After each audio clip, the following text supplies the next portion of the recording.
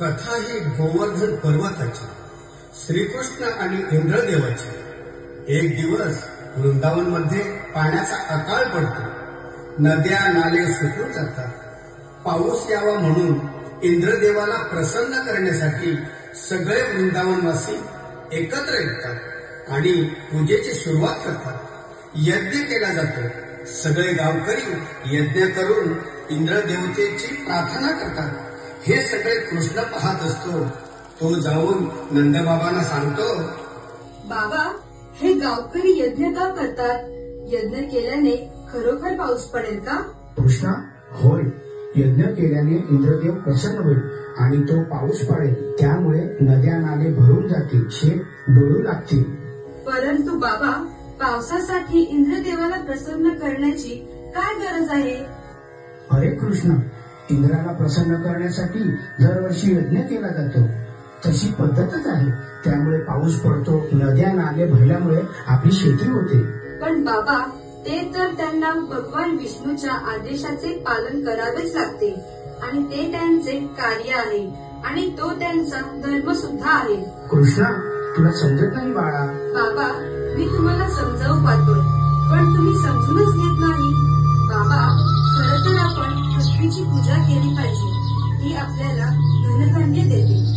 आणि गोवर्धन पर्वताची देखील पूजा केली पाहिजे, कारण आपली गाई वासरे गोवर्धन पर्वतावर चरायला नेतो. त्यामुळे आपल्याला दूध मिळते आणि त्यावर आपली उपजीविका चालते. आपल्याला जगण्यासाठी ज्या गोष्टींची गरज असते त्या सर्व गोष्टी आपल्याला गोवर्धन पर्वतामुळे मिळतात. कृष्णाचं म्हणणं गावकऱ्यांना पटतं. सगळे गावकरी गोवर्धन पर्वताची पूजा करतात व त्याचा जय जयकार करतात. ही बातमी इंद्राला कळते. इंद्र म्हणतो,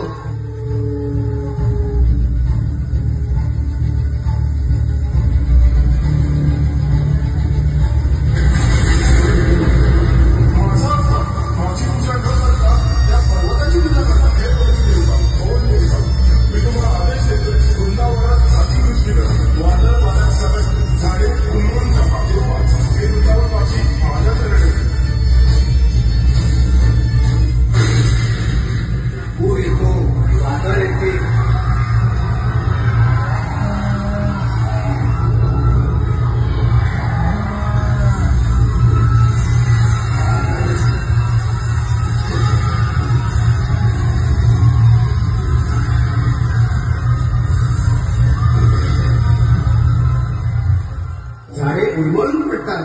गावकरी भयभीत होतात आणि गावकरी कृष्णाला सांगतात, कृष्णा, यातून तूच आम्हाला वाचव.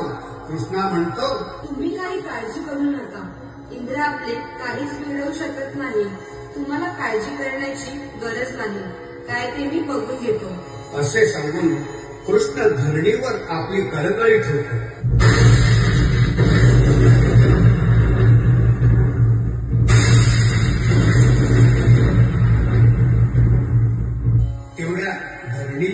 दुभकते आणि कृष्ण त्यात उडी मारतो. गावकऱ्यांना वाटते धरणी मातेने कृष्णाला गेलेले. तेवढा कृष्ण आपल्या करंगळीवर गोवर्धन पर्वत उचलतो.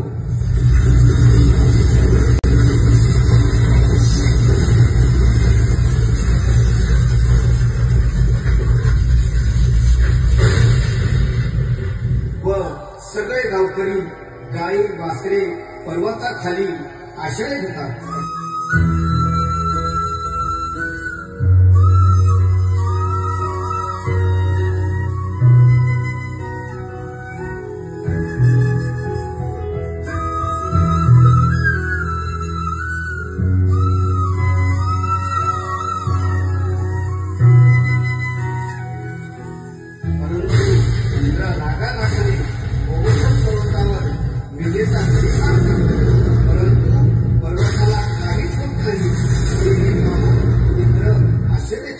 होतो. 7 दिवसानंतर कृष्ण पर्वत खाली निघतो.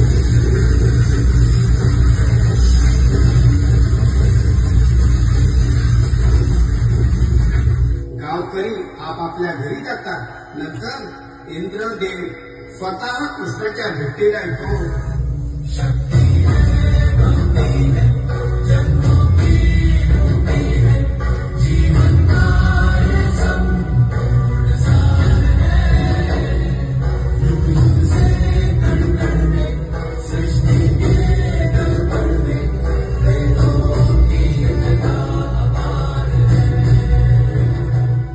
हे देवा, मला माझ्या शक्तीचा गर्व झाला होता.